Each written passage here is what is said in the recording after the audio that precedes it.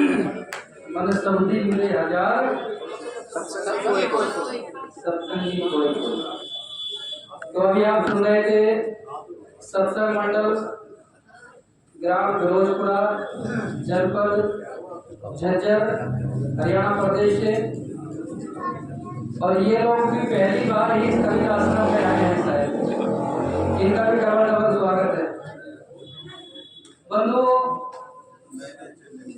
कहा कि रैन की बिजली चाकनी आग मिले प्रभात, और जो न बिछड़े नाम से वो दिवस मिले ना रात। सच्चा सुख या सच्चा आनंद, परम आनंद, जिसके लिए संतों ने इशारा दिया है, सूत्र दिए हैं। और ये जो शब्द है अपने आप में ये पूर्ण है। सत्संगी, सत्संगी होना और कहलवाना दोनों बातों में फर्क है। सत्संगी कहलवाना आसान है, लेकिन होना बड़ा मुश्किल होता है।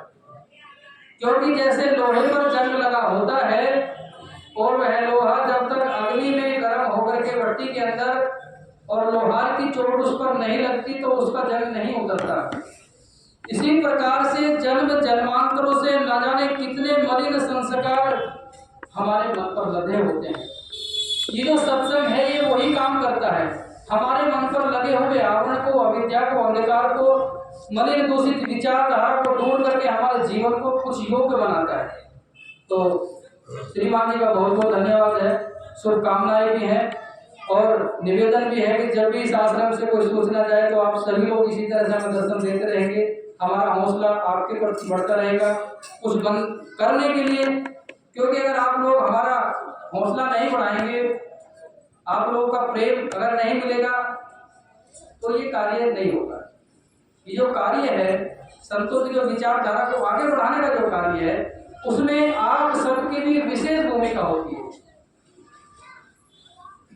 तो बहुत बहुत धन्यवाद है। अब मैंने साहब जी का नाम बोला हुआ है भी, आदरणीय पूज्य संत श्री धर्मानंद पुरी जी महाराज, जो संत शिरोमणि गुरु रविदास आश्रम ग्राम भुलवाना, औडर, जनपद पलवल, हरियाणा प्रदेश से आए हैं। उनके चरणों में निवेदन है कि वो अपने विचारों से हमें लाभान्वित करेंगे। साहब जी का समय 15 मिनट है, समय के लिए क्षमा प्रार्थी हूँ। और इनके बाद में आदरणीय देवेंद्र गौतम जी हिसारी मुरादनगर से, वो उनको 5 मिनट में रहेगा। तो बोलिए सद्गुरुदेव की, बोलो संत समाज की, सद्गुरु श्री हरि साहेब की। धन्यवाद।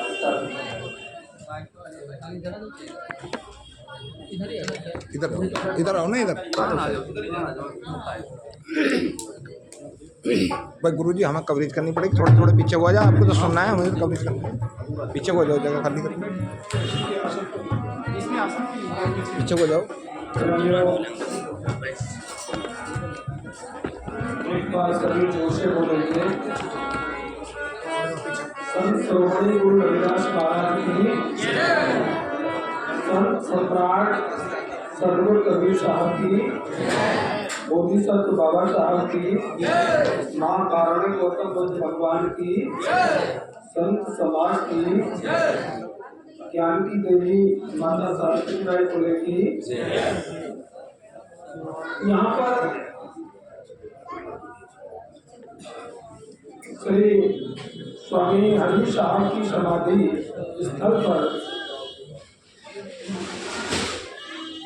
उस आश्रम के महंत श्री अमलदास जी के द्वारा जितने भी व्यक्तित्व बुलाए गए हैं और वो व्यक्तित्व इस मंच पर विराजमान है, मैं नहीं जानता कोई कैसे भी विचारधारा से जुड़ा हुआ है, ये व्यक्तित्ववादी व्यक्ति हैं, उस विचारधारा को लेके चल रहे हैं। यहाँ उनका स्वागत है। मेरी तरफ से आप सभी के चरणों में प्रणाम।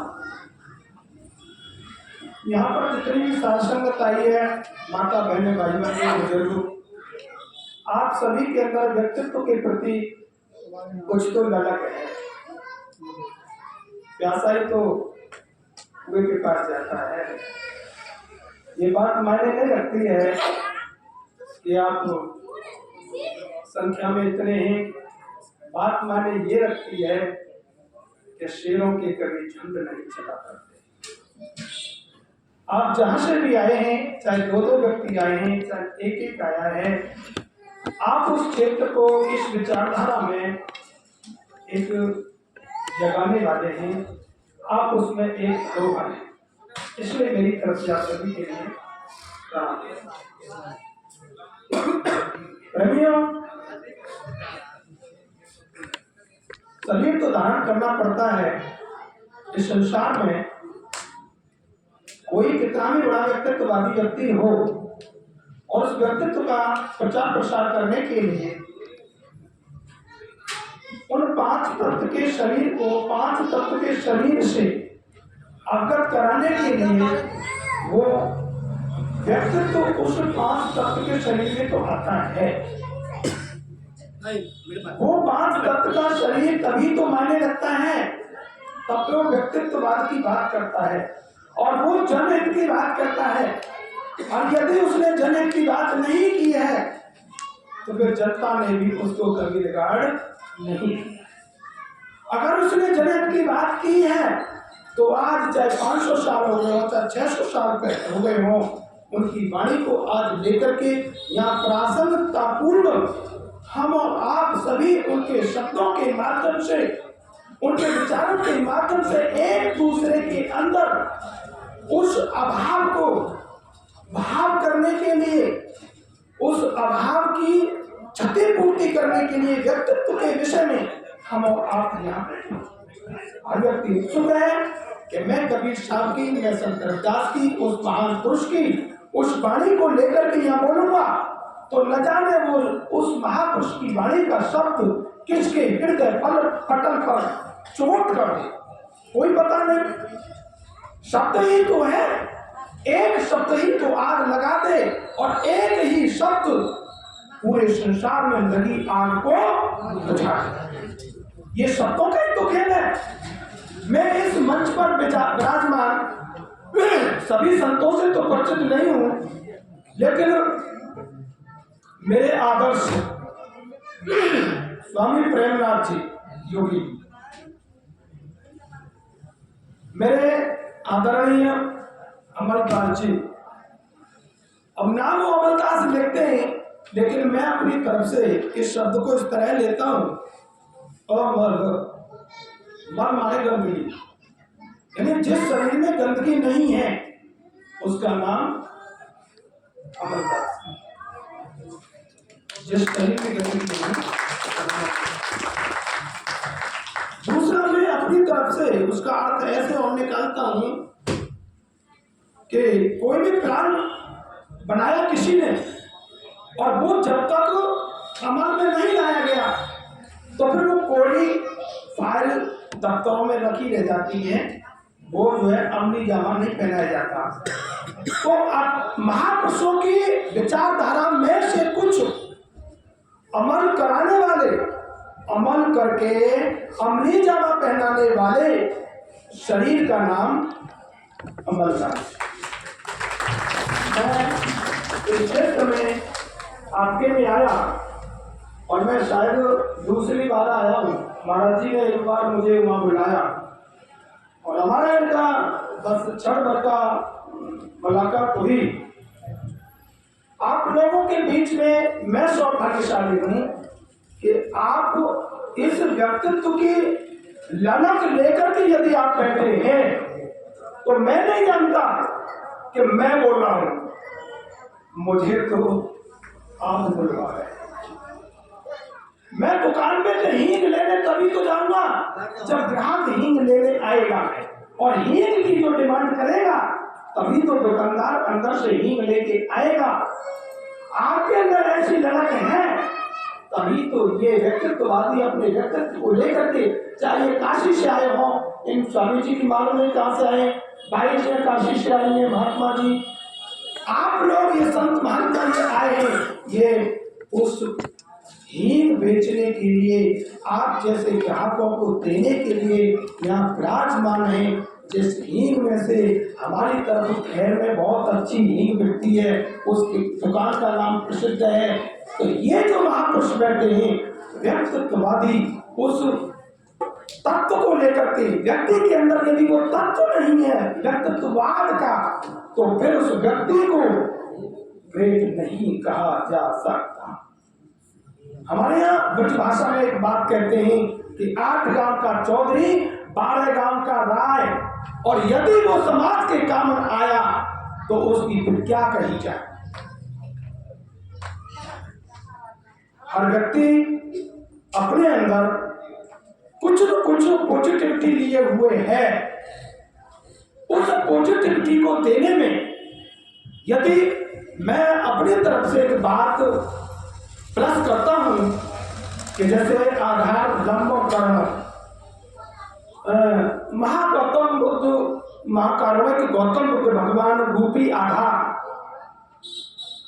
संत श्रोमणी गुरु रविदास, संत कबीर साहब, मलुकदास, पलटू साहब, दरिया साहब, तुकाराम, संत गाडगे साहब, नारायण साहब, ये जितने भी संत रूपी लंब और विचारधारा रूपी करण, यदि ये जो है जो आप लोगों के ऊपर फलित हो रही है रिजल्ट, विकास रूपी करण, यदि आधार लग दिया होता, ये संत रूपी लंब नहीं होते, तो हमारे तुम्हारे बच्चे और हमारे हाथ में ये माइक नहीं होता।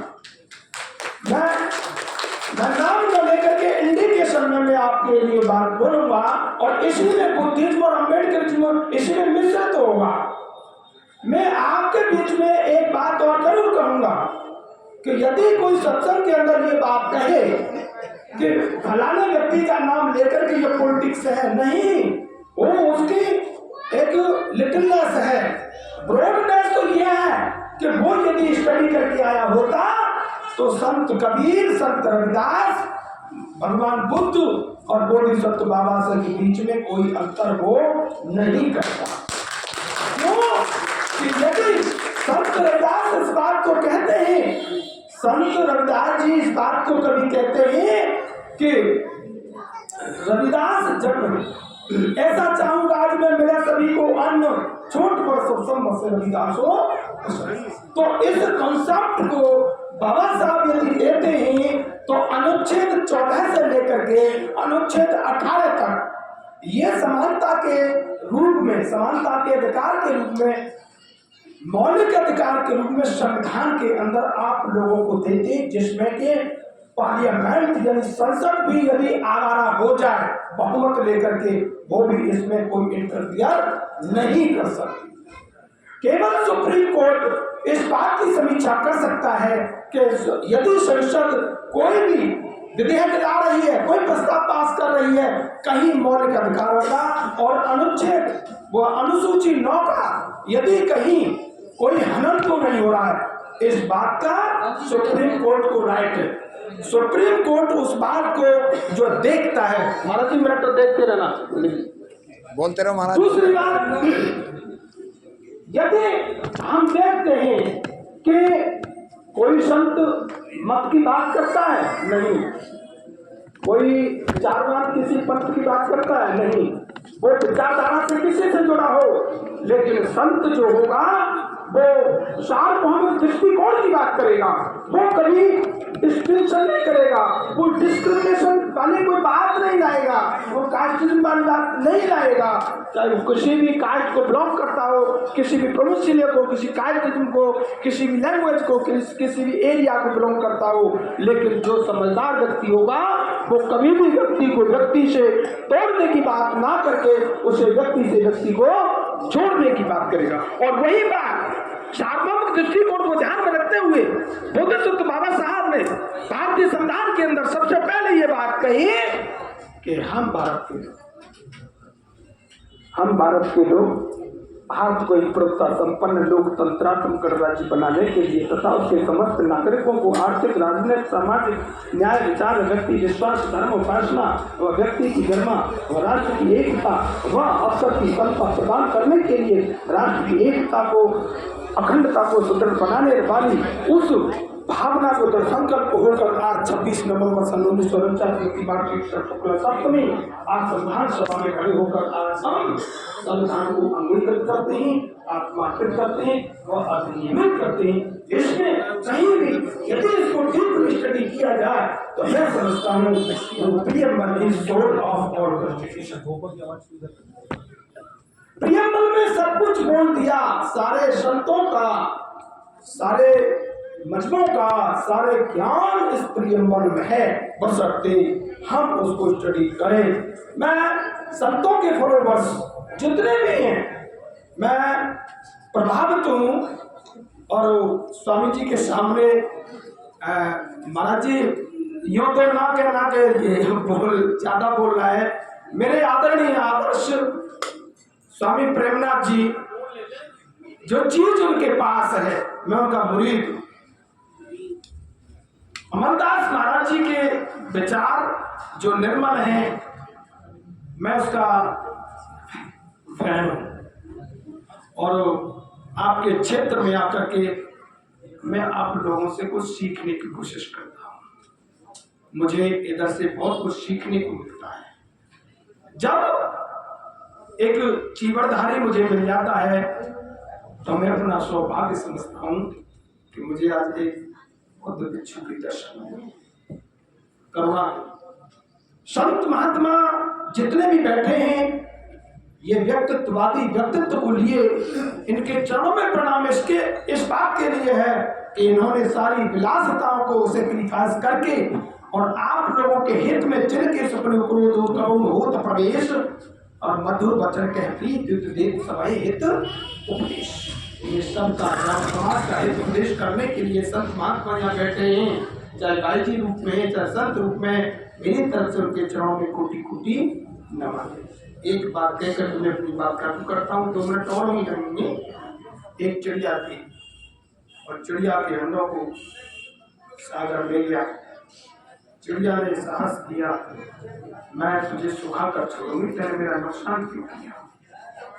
वो चिड़िया बूंद एक एक बूंद लेकर के बाहर डालती है।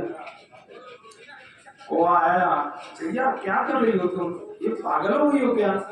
क्यों कि तुम ये क्या कर रही, तुम्हारी एक बूंद से कि ये पर्वत सूख जाएगा।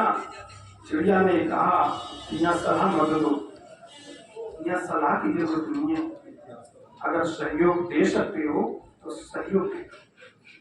वो भी उसके साथ रह गया। बगुला आया, बगुला ने यही बात रखी, उससे भी यही कहा कि सलाह मत दो, साथ लग जाओ। अगर लगना है, अगर तुम मेरे से मित्रता मांगते हो तो मित्रता निभाइए। A friend is indeed in need। उसने जो है साथ दिया। धीरे धीरे हजारों पक्षी आ गए, हजारों जानवर आ गए। लास्ट में पक्षीराज गरुड़ आया। वो बोला तुम क्या कर रहे थे, आप सलाह मत दो, यहाँ सजेशन की जरूरत है, एडवाइस की जरूरत नहीं है, यहाँ हेल्प और सहयोग की जरूरत है। यहाँ आप यदि आप कंट्रीब्यूशन कर सके तो कंट्रीब्यूशन दे दो। जब गरुड़ आया, गरुड़ बुला दे, गरुड़ ने भी प्रयास किया और गरुड़ को देखते वो गरुड़ की पुकार विष्णु पर पहुंची। चाहे चीज काल्पनिक हो, लेकिन हमें किसी वस्तु का रिजल्ट लाने के लिए हमें कहीं कहीं किसी वस्तु का सहारा लेना, उसका रिजल्ट लेना है। तो जब विष्णु भगवान आते और विष्णु भगवान देख, अरे मेरा गरुड़ भी इस प्रयास में मेरा शिष्य, तो शिष्य की पुकार गुरु ने, और गुरु की उस थ्रेट से, धमकी से वो सागर डर गया और बोला कि जी बोलो क्या आज्ञा है। वैसे उसके बच्चे वापस कर दिए। सागर ने उस चिड़िया के बच्चे वो अंडे वापस कर दिए। कुल मिलाकर की बात यह, इसका रिजल्ट हम और आप एक दूसरे को सलाह बहुत देते हैं, हम जो है एक दूसरे को एडवाइस बहुत करते हैं। और एक दुखती बात मैं बीच में जरूर कहूँगा कि यदि हमारे समाज में कोई मिशन की काम करे ना, तो एक बहुत सबसे बड़ी कमी है। अगर वो हमारे समाज में कमी न हुई होती तो हम रूरल होते कि उसकी टांग पकड़ करके नीचे खींचने की जो आदत है ना, उसको यदि हम और आप मेरे प्रति और मैं आपके प्रति। अब्राहम लिंकन ने ये बात हमारे तुम्हारे बीच में मैसेज दिया पंचुअलिटी का, और वो स्पीच देने जा रहे हैं तो रास्ते में एक बाइबल का प्रमाण है, एक बच्चा सुअर का कीचड़ में है, लास्ट है, सुअर का बच्चा कीचड़ में फंसा हुआ है, उसको जरूरत है किसी की, तो उसने गाड़ी रुकवाई और वो अपना हाथ लेकर गाड़ी से उतरे, तो उन्होंने उसको थोड़ा सहारा दिया, उसमें कीचड़ में घुस करके तो उसको सहारा दिया तो वो निकल गया, वो भग आया, सारे कपड़े खराब हो गए, लेकिन पंचुअल पर्सन पूरे वर्ल्ड में फर्स्ट ऑफ ऑल अगर था तो वो यूएसए का प्रेसिडेंट अब्राहम लिंकन था। तो फिर उसने कहा कि सारथी ने कि आपने तो बहुत अच्छा काम किया है। उन्होंने कहा मैंने कोई अच्छा काम नहीं किया है, मैंने अपने दिल को ठंडक पहुंचाई। अगर मैं इसको इसमें से नहीं निकालता मुझे दिन भर बेचैनी रहती। यदि कोई भी मिशन का काम कर रहा है तो हमारे ऊपर उसका कोई एहसान नहीं है, हमारा किसी के ऊपर एहसान नहीं है। हम समझदारी के बतौर इन महापुरुषों ने जो हमको दिया है उसको हम आपको देने के लिए, जिन महापुरुषों की कृपा से आज हम यहाँ हैं, अगर हम ये फल खा रहे पके पकाए तो वो हमारे पूर्वजों ने पेड़ लगाए। अगर हम यहाँ फल खा रहे पके पकाए तो वो हमारे पूर्वजों ने पेड़ लगाए।